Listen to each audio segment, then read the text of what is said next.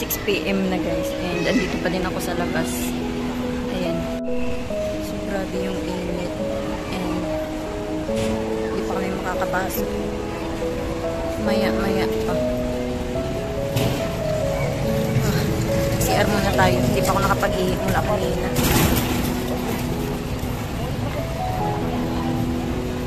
So, punta muna tayong banyo. Pasok na daw tayo. Yung para sa ano, doon na lang maghintay. Let's go! Hi guys! Ano yung tayo? Kaya pa rin ito dito umasok dito sa mga kanina. Balik tayo dito sa labas kasi pinapabili ako ng Jollibee ni Auntie Cecil para sa dinner ko. And gabi na guys. Hindi ko na alam kung anong oras na. Pagod na ako. So guys, nakapasok na tayo dito. Malapit sa gate. Pero wala pa kasing gate number yung boarding pass ko. And pumasok na lang ako dito para makapagpahinga. And nag-start nang sumakit yung buong katawan ko. Ang bigat-bigat kasi neto. Malapit siyang mag 7 kg. And then meron pa akong bit-bit na plastic bag. Tsaka si Maurice. So ayan. Pahinga lang muna ako dito. Yeah.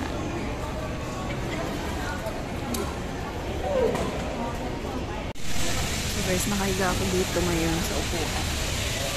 Ayan. Buti na lang mayroong upuan na ano, walang handle. Kaya pwede akong makahiga and walang pasahero. So 10:15 na ng gabi. And ang sama na ng pakiramdam ko. Buong katawan ko parang nabugbog.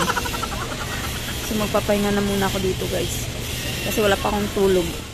Time check guys. It's 1 AM. And nakaidlip ako. Ayan. Nakaidlip ako mga 10 minutes siguro. Nakapagod. Dito na tayo sa gate 2 guys. Dito kami magbo-boarding.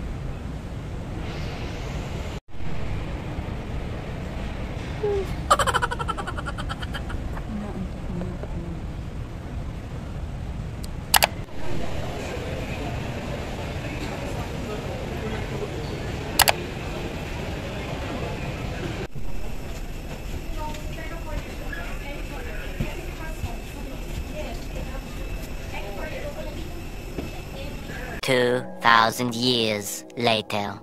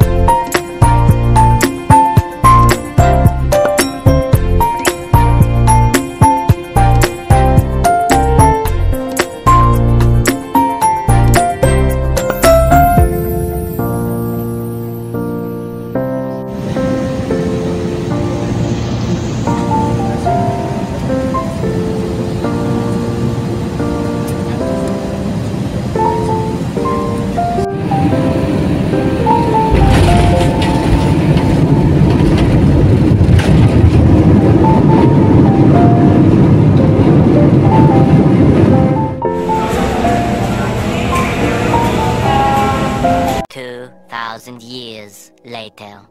So guys, andito ako sa bahay ng nanay ng partner ko. And tingnan nyo naman yung kwarto niya. Ayan. Grabe. May mga photos pa na siya na nilagay dito and bulaklak. So ayan, ang cute.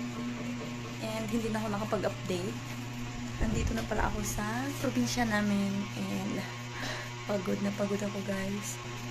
8:36 na ng gabi and magpapahinga na ako kasi sobrang sakit ng buong katawan ko. Hindi ko alam kung kailan ito mawawala. And sa next video ko, ikukwento ko sa inyo kung ano yung mga nangyari. So, thank you guys for watching. Please like this video if you enjoyed. Please subscribe and see you on my next video. Bye guys. Stay safe everyone.